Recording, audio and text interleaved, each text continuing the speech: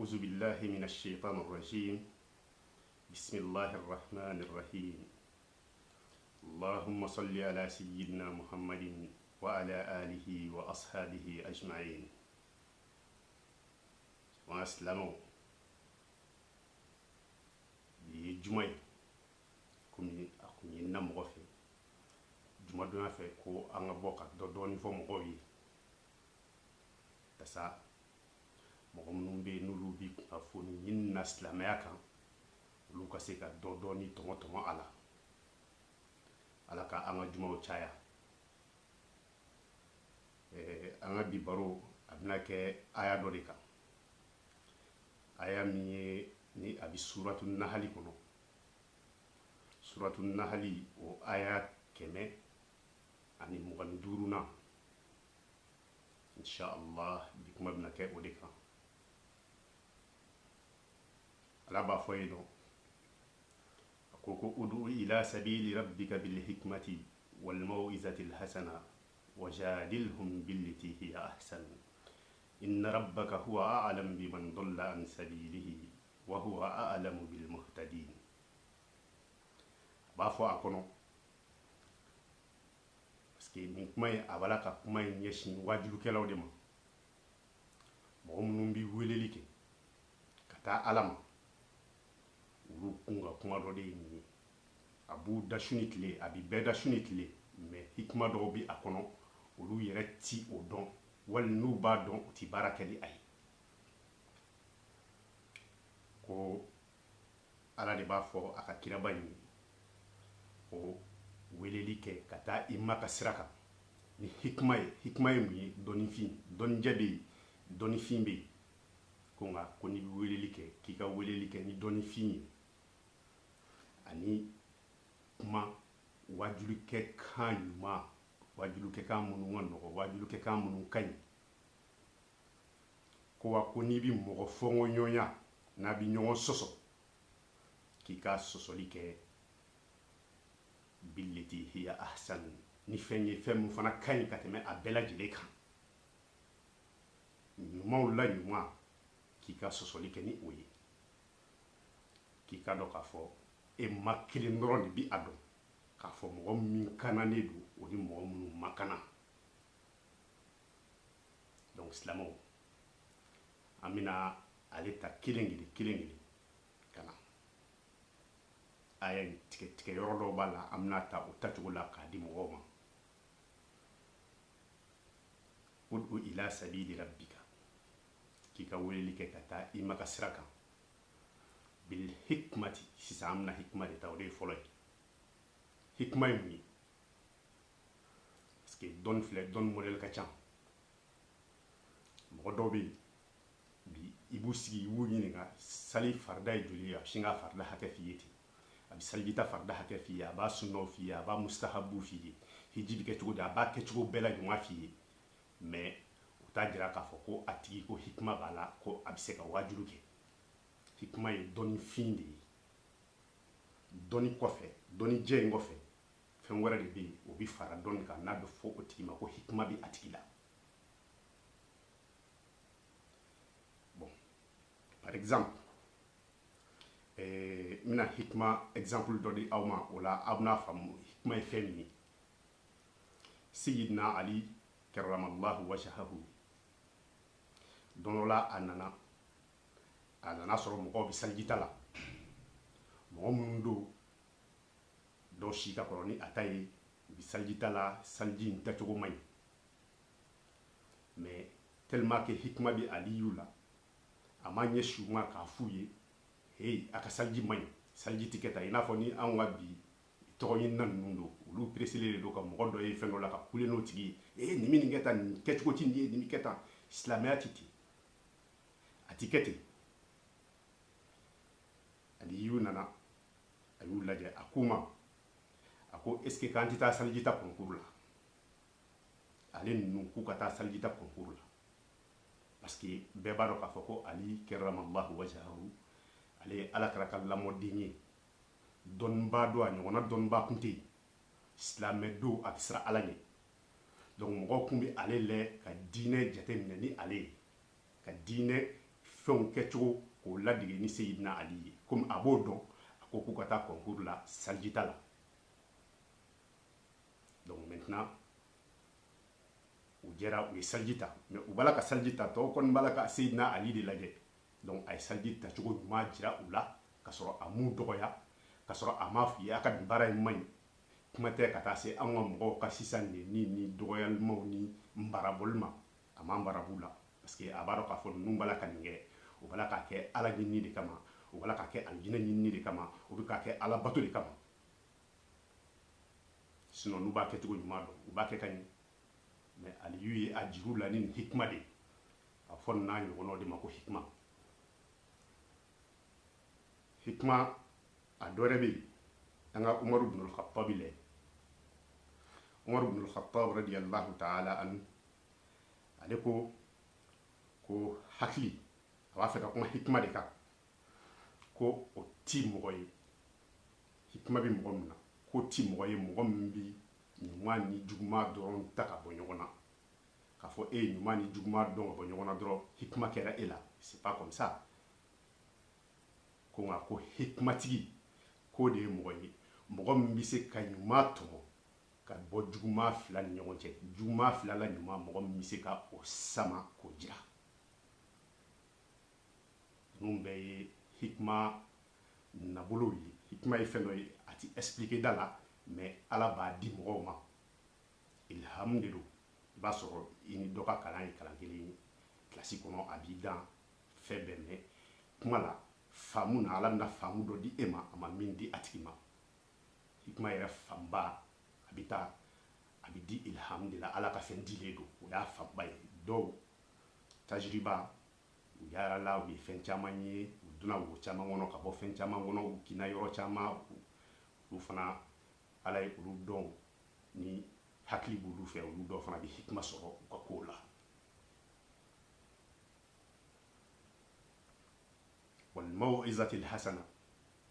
filanan ye o ye n'i bɛ weleli kɛ k'i ka weleli kɛ ni maw'izatul hasana ye maw'izatul hasana ye mun ye maw'izatul hasana kɔrɔ ye ko ka mɔgɔw wele ni kumakan ɲuman ye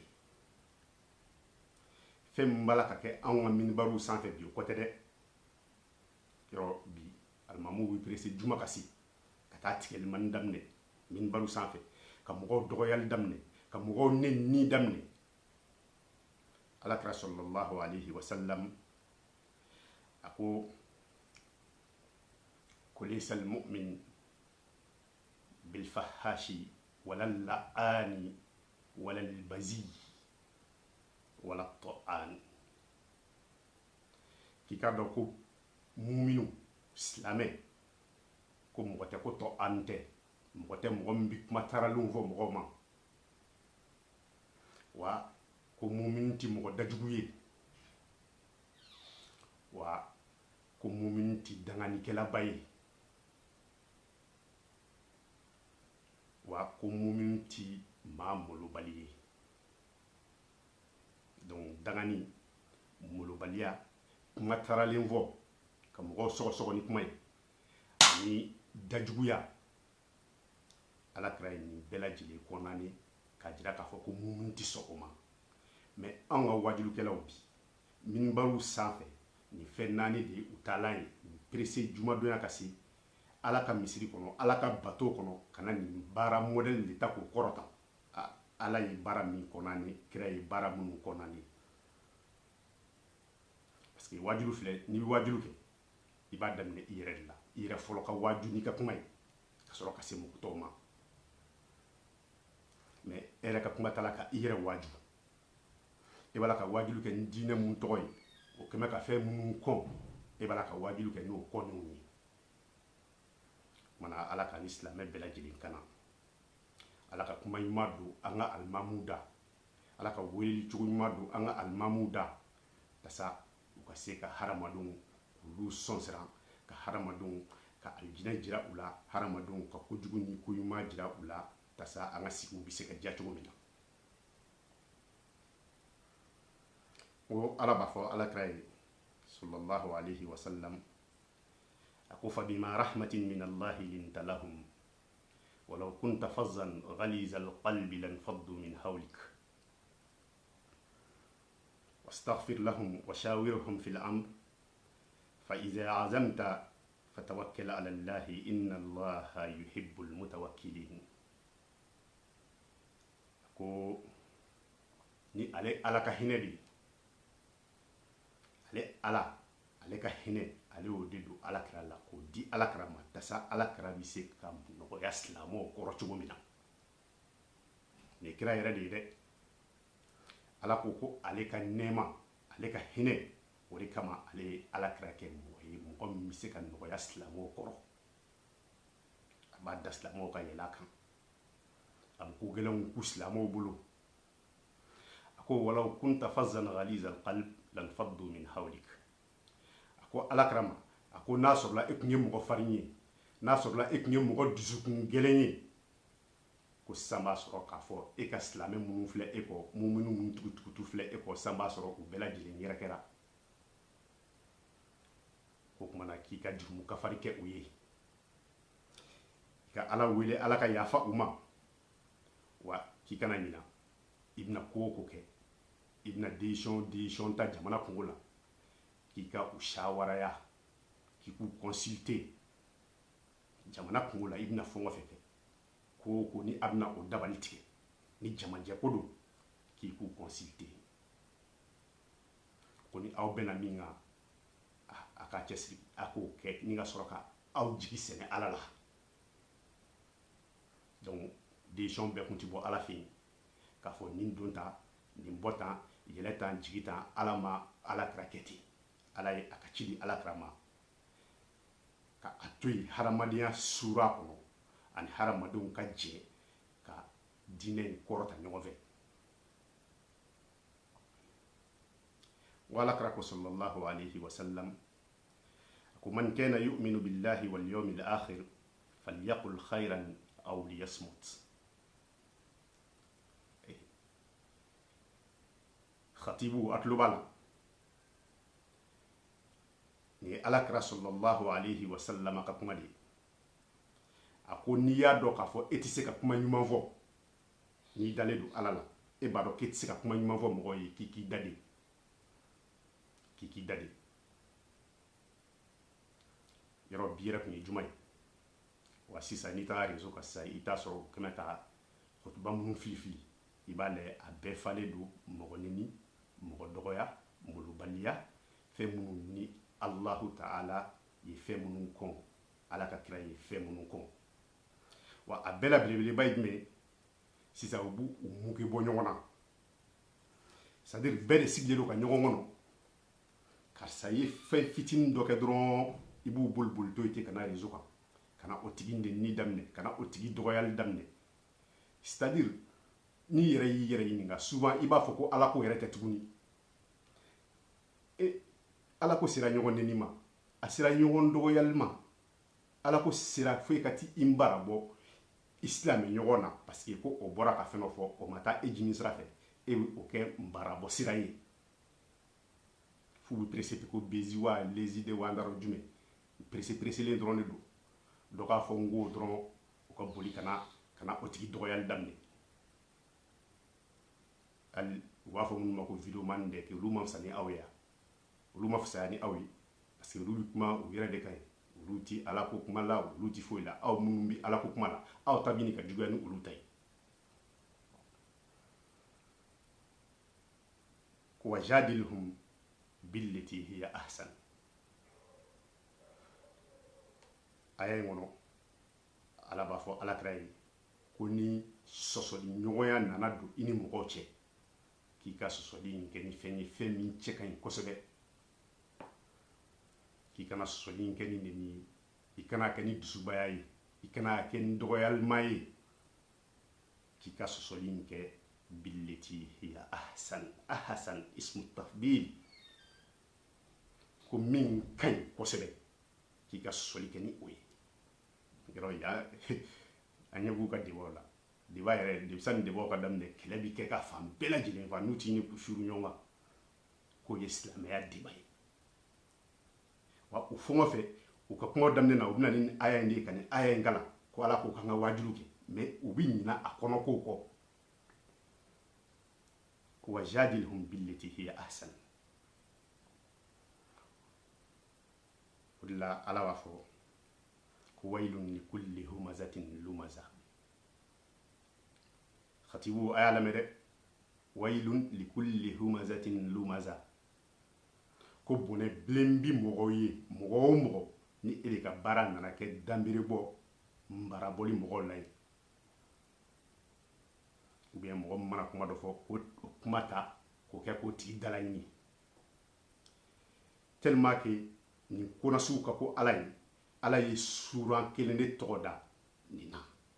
nbarabɔli suran de bɛ yen ka suran tɔgɔ ta k'a da nbarabɔli la mais o de ye anw ka alimamuw taala ye bi o de ye anw ka khatibuw taala ye bi anw ka manabiru c'est à dire minibaru ye min ye mɔgɔw alimami bi jɔ fɛn mun sanfɛ ka khutuba kɛ mɔgɔw ye parce que khutuba o ye sali kɔnɔna de ye o ye alabato de ye wajibi de don mais ni o taara kɛ suran dɔ ye o taara kɛ suran dɔ kan suran min ni a jiginna alakira kan ni o ye nbarabɔli suran ye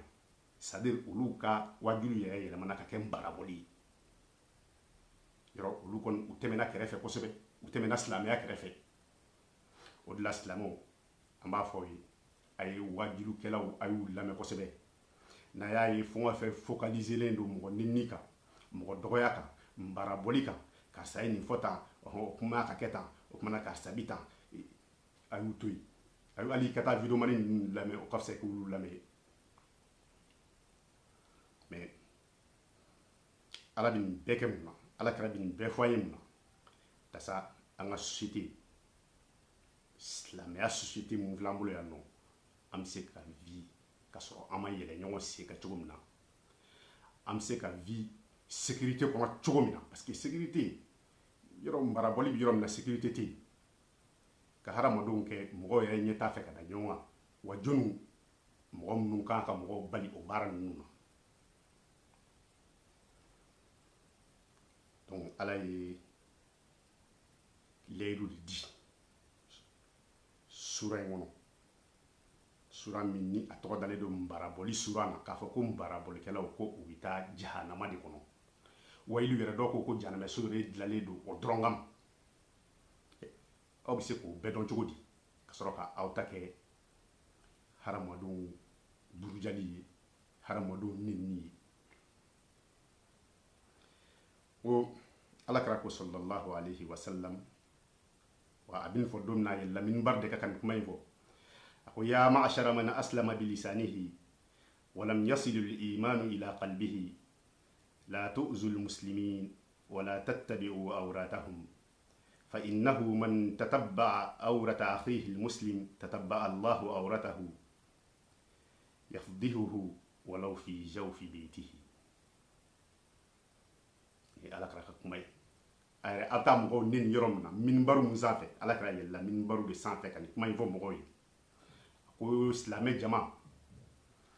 aw minnu ko ko a ye silamɛ ye ni aw nɛn ye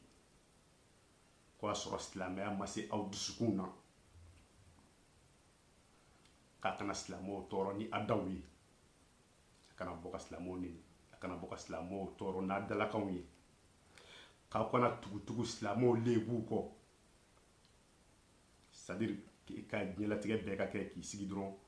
mɔgɔ dɔ ye nin kojugu kɛ ka bɔ ni o ye ka o tigi dala ɲini o ye wali ka to o cari diɲɛ kɔnɔ diɲɛmaa k'a ye k'a fɔ ko nin de ye kojugu kɛ ala kɛra ko non k'a kana kɛ k'a kana tugutugu mɔgɔw lebu kɔ k'i ka dɔn ko mɔgɔ o mɔgɔ bi tugu a hadamaden ɲɔgɔn a silamɛ ɲɔgɔn lebu nɔfɛ i bi mɔgɔ mɔgɔ ka baara ye a biribirilen de don kuma bɛɛ ko f'ale ka wali lebu lɛ ala kɛra ko sallallahu alaihi wasallam ko fo ala k'a tigi malo hali n'a kɛra a tigi ka du camancɛ i ti bɔ ka taa mɔgɔw ta ɲini ala ko ala kɛra b'i malo ko ala b'i malo f'i ka du kɔnɔ f'i ka du camancɛ kɔnɔ mana silamɛw ala k'an bɛɛ lajɛlen sutura bi jumadonya in barika kama ala k'a to ala ka tulo kunnandi di silamɛw ma u ka ala kɛra ka kumaw o ni ala ka kumaw u k'a lamɛn kosɛbɛ kosɛbɛ sinon silamɛya burujara bi kɛlɛw kɛlɛ bi mali kɔnɔ bi mankan o mankan bi mali kɔnɔ bi i bi silamɛya de tɔgɔ mɛn a la ɲɔgɔn nini minnu bɛ yen silamɛw de don ɲɔgɔn buruja minnu bɛ yen silamɛw de don wa silamɛ jumɛnw minnu sugandilen don k'olu ka kuma silamɛw tɔgɔ la donc silamɛya bɛ ɲini ka kɛ a bɛ ɲini ka silamɛw malo ni a ka kɛwalew ye a bɛ ɲini ka silamɛw malo ni a dalakumaw ye mana an kɔni bɛ se ka min ɲini aw fɛ aw jija n'a bɛ wajibi kɛ a ka to ala ka sariya kɔnɔ wajibi la a ka ala kira ka kumaw lamɛn a ka tɛmɛ o siraw fɛ wajibi la a ka silamɛw to yen a ka silamɛw to yen a ka silamɛw to yen yɔrɔ a dɔw yɛrɛ olu ta kɛlɛkɛlen de don ni ne y'a kɛ cogo min na o dɔrɔn de don ni mɔgɔ wɛrɛ ye ko wɛrɛ kɛ o tigi ye kafiri ye silamɛya tɛ ten silamɛya tɛ ten o de la ala b'a fɔ ko inna rabbaka huwa a'lamu biman dalla an sabilihi wa huwa a'lamu bil muhtadin k'i ka dɔn k'a fɔ ko ima ale de b'a dɔn mɔgɔ min kanana wa ale de bɛ mɔgɔ fililenw dɔn ala dɔrɔn de b'o dɔn mɔgɔ kananen ni mɔgɔ fililen ala y'a jira nin sura in kɔnɔ k'a fɔ ale kelen dɔrɔn de bɛ o dɔn o dɔn ti hadamaden bolo o de la an ka kira ye a di an ma k'a fɔ ni mɔgɔ mɔgɔ ko la ilaha illallah muhammad rasulullah k'an kana a tigi kɛlɛ nka bitaw silamɛya jɔsen 5 dafalen don silamɛw la yan mɛ o bɛɛ la dɔw de sigilen don ko karisa maa kɛ n tasi ye ne bɛ ka silamɛya lajɛ cogo min na karisa maa kɛ ten nɔ o tigi ye kafiri ye u bɛ i joli daga la hawla wala quwwata illa billahi al-aliyyil azim ala kɛra ma deli ka mɔgɔ si kɛlɛ diɲɛ kɔnɔ mɔgɔ min ko ko la ilaha illallah a ma deli ka kɛ i bɛ taa histoire bɛɛ lajɛ fo k'a ban a ma deli ka kɛ mɔgɔ kun misali ala kɛra kɔfɛ sallallahu alaihi wa sallam ala kɛra yɛrɛ b'a dɔn coyi k'a fɔ ninnu b'a la ka sala ale kɔfɛ silamɛw tɛ u ti dɔwɛrɛ la yan nɔ u bɛ ka ɲini de kana silamɛw fara u bɛna don silamɛw la ka silamɛw fara le fait que la ilaha illallah b'u da ala kɛra ma f'u ma k'u kafiri Huzaifa ibn al-Yaman ko ala kɛra tun bɛ a ka gundow fɔ Huzaifa ibn al-Yamani de mɔgɔ minnu bɛ yen n'u bɛ silamɛya la mɛ silamɛw tɛ ni ala kɛra ma sɔn k'u joli daga parce que la ilaha illallah b'u da kun b'u tɔgɔ fɔ Huzaifa ibn al-Yamani de tellement que an ka mɔgɔ yɛrɛ fɔrɔla ka mɔgɔ kafiriyali la n ko a dɔw bɛ yen olu bɛ Umaru ibn al-Khattab Umaru ibn al-Khattab tuma min na a b'a ka saya bana na parce que o y'ale sɔgɔ de o nana nɔnɔ kɛnɛ d'a ma a ye nɔnɔ kɛnɛ min a ɲɛ b'a la nɔnɔ kɛnɛ b'a la ka suru ka bɔ a kɔnɔ fɛ a ka dɔgɔtɔrɔ k'a ma ko k'a ka lajiw dafara k'a ka waati sera ko ni kuma labanw b'a fɛ ka fɔ mɔgɔw ye k'a ka o fɔ mɔgɔw ye a ye ala ka kalanden lajɛ koyi a jɔrɔla fɛn fɔlɔ min na a jɔrɔla fɛn fɔlɔ min na o ye ale yɛrɛ ka kana a yɛrɛ dalen t'a la k'a fɔ ko ale kananen don a dalen t'a la a ye mɔgɔ bila ka Huzaifa ibn al-Yamani wele ka na ni Huzaifa ye a ko Huzaifa a ko ala kɛra tun bɛ a ka gundo kumaw fɔ e ye mɔgɔ minnu bɛ silamɛya la ka silamɛya tiɲɛ nafili minnu bɛ an cɛ ma ko ala kɛra yu caman tɔgɔ fɔ e ye ko yalima ne b'i deli ala ni a kira kama ne kɔni taatɔla filɛ lahara est ce que ala kɛra tun jɛnnen don ne ma est ce que ne tɔgɔ tun bɛ o mɔgɔ ninnu na Huzaifa ko k'ale kɔni tun ye dɛdu di ala kɛra ma sallallahu alaihi wa sallam k'a ti a ka gundow bɔrɔtɔ ko mɛ bi a kɔni bɛna bɔrɔtɔli ko kelen kɛ a ko Umar ko wallahi ko ala kɛra m'i tɔgɔ fɔ ala a ɲɛ b'a la nin de ye ala ka maabaw ye a satula a b'a la ka hami de est ce que ala kɛra tun jɛnnen don ale ma est ce que ala kɛra tun ye ale tɔgɔ fɔ nafigiw fɛ parce que u b'a dɔn o nafigiw b'a la ka jɛ mais ni si ma wuli ka taa mɔgɔ dɔ faga ko tigi ko la ilaha illallah muhammad rasulullah ni si ma wuli ka taa mɔgɔ dɔ faga parce que a tigi bɛ sali a bɛ sun a bɛ jagabɔ a bɛ hiji silamɛya jɔsen 5 bɛɛ a tigilamɔgɔ b'o bɛɛ lajɛlen kɛ ka bɔ o bɛɛ kɔfɛ ka taa défaut dɔ ɲini a tigi la ko fo e k'o tigi kafiriya a bɛ taa dugawu ɲini mɔgɔw fɛ dɛ a bɛ taa dugawu ɲini maabaw fɛ dɛ mɔgɔ kun t'a dugawu ɲini ala kira fɛ o mɔgɔ kun t'a dugawu ɲini ala kira fɛ wala kira ye sahabaw ka sahabaw bila k'u ka taa dugawu ɲini tabi'iyu dɔ fɛ min yɛrɛ tɛ sahaba ye ni ala ye mɔgɔ ka bato bonya n'i ta ye ka barika don mɔgɔ la ka tɛmɛ i kan ka duga don mɔgɔ la ka tɛmɛ i kan i yɛrɛ sɔnnen don a ka diinɛ ma taa dugawu ɲini a fɛ hali sini foyi t'a la ala kira sahaba bla ka do ni tabi'i fe wisul qarni ala kira sallallahu alayhi wa sallam aye aslame ɲɔgɔn do aka sahaba do olu tara mɔgɔw furakɛ ni alquranul karimi ka tila ka saga d'a ma ala kira y'a saga sogo dun fɛn o fɛn ko mɔgɔ mushriku fɛn o fɛn mana wuli mushriku do kafiri do ba joli daga ama ye silamɛya yɛrɛ bi a kɔlɔlɔ kɔnɔ depuis silamɛya yɛrɛ nana don u ka shirku ko kuma ni manamanakan ninnu na silamɛya ma se k'a yɛrɛ sɔrɔ tuguni aw t'a dɔn ko hikmaba dɔ bɛ yen nɔ o bɛ suratul fatiha kɔnɔ suratul fatiha ala ye an jagoya an ka min kala siɲɛ 17 diɲɛ don o don kun dɔ de b'a la hikma dɔ de b'a la e ma ye sali tɛ se ka kɛ n'a tɛ n'i ye sali kɛ ka sɔrɔ i ma fatiha kalan dɔrɔn da la k'a fɔ k'i ka o sali man ɲi fatiha kɔnɔ hikma belebele dɔ de b'a la a b'a kɔnɔ ko ihdina siratal mustaqim ko ala anw kana i k'an bila sira ɲuman kan ala de y'a fɔ ko mɔgɔ si tɛ sira ɲuman dɔn n'ale tɛ e mana na diɲɛ fɛn o fɛn fɔ k'o de ye sira ɲuman ye ala ko ayi ko e t'a dɔn ko ale ala de bɛ sira ɲuman dɔn ala kɔni y'an wele k'an ka silamɛya in kɛ an b'a kɛ an seko damajira la silamɛya bazi 5 o dafara mɔgɔ o mɔgɔ la a dagalen tɛ maa si ye k'a tigi wele ko kafiri parce que ko a tigi m'a kɛ e ta kɛcogo la parce que e fɛ k'e kalanna ka ban i ma kana fɔlɔ dɛ ihdina siratal mustaqim ala y'a don i da siɲɛ 17 don o don k'i k'a fɔ ala an kana i k'an bila sira ɲuman kan siɲɛ 17 ala ye an bila fɔlɔ la diɲɛ don o don ka sɔrɔ a y'a fɔ an ye fana ko mɔgɔ si tɛ kana sira dɔn ni ale ala tɛ mɔgɔ si tɛ mɔgɔ kananen dɔn ni ale ala tɛ donc aw bɛ a disiw gosi wayi i n'a fɔ aw de ka silamɛya dafara n'a fɔ aw y'a kɛ ka da yɔrɔ min na silamɛya dan de ye yen ye aw kanana ka ban donc hikima min bɛ fatiha kɔnɔ aw m'a ɲini k'a dɔn ala y'a fɔ kuranɛ fan bɛɛ k'a fɔ ko hidaya o ye ala de ta ye ala de bɛ muhtadunnaw dɔn hali sisan an bɔra ka aya dɔ kala sisan o kumana silamɛw an ka ɲɔgɔn kafiyali dabila ɔ mɔgɔ sera k'a ka silamɛya jɔsen 5 dafa a dagalen tɛ i k'a fɔ a tigi ma ko kafiri surtout k'a tigi joli daga u nana u ye mali ɲagami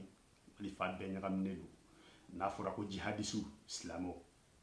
bamako yan ɲɔgɔn neninaw silamɛw kilasikɛlaw silamɛw silamɛya mana nin kama dɛ ne ma d'a la ni don dɔ ma se don min na alakira ko sallallahu alayhi wa sallam k'a don bɛ na ko mɔgɔ min bɛ se k'i ka diinɛ minɛ k'a b'i n'a fɔ i kɛmɛ k'i tɛgɛ fa tasuma kan min na k'i jɔ n'a ye an bɛ ɲini ka se o don de ma bi n t'a dɔn yɛrɛ n'an sera o don yɛrɛ ma n'an bɛ se ka bi wele o don la kana silamɛw ala k'an ka jumaw caya ala k'an ka duwawu kɛlenw bɛɛ lajɛlen minɛ ala ka hinɛ an ka taabaw la ka yafa k'u ma bon dɔ fana tun ye ɲininkali dɔ kɛ k'a fɔ ko n'i ye den tɔgɔ da bamanan tɔgɔ la ou bien ka den tɔgɔ da tɔgɔ dɔ la mun tɛ silamɛ tɔgɔ ye ou bien mun tɛ arabukan ye bon alhamdulillah silamɛya la kan tɛ den tɔgɔ da la a fɔra k'an ka tɔgɔ de da den la tɔgɔ min ka ɲi mais kan ma fɔ a la n'a ka di ye i bɛ sinuwa tɔgɔ da i den la i jija dɔrɔn a kana kɛ tɔgɔ jugu ye tɔgɔ jugu ye mun ye ka ala tɔgɔ ta k'a da i den la o man ɲi k'i den tɔgɔ da ko alahu o man ɲi nka mamutu dɔw bɛ ala la n'o mamutu bɛ hadamadenw na den tɔgɔ bɛ se ka da olu la ali kɔrɔtalen ala yɛrɛ ye aliyu de mais mɔgɔ tɔgɔ bɛ da ali donc ala ka tɔgɔ caman bɛ yen nɔ mamutu caman bɛ yen n'olu bɛ da ala la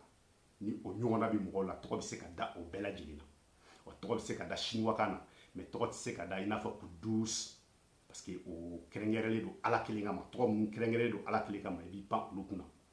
mɔgɔ bɛ se k'i tɔgɔ da kira la i den tɔgɔ da kira la i bɛ se ka i den tɔgɔ da ko muhammad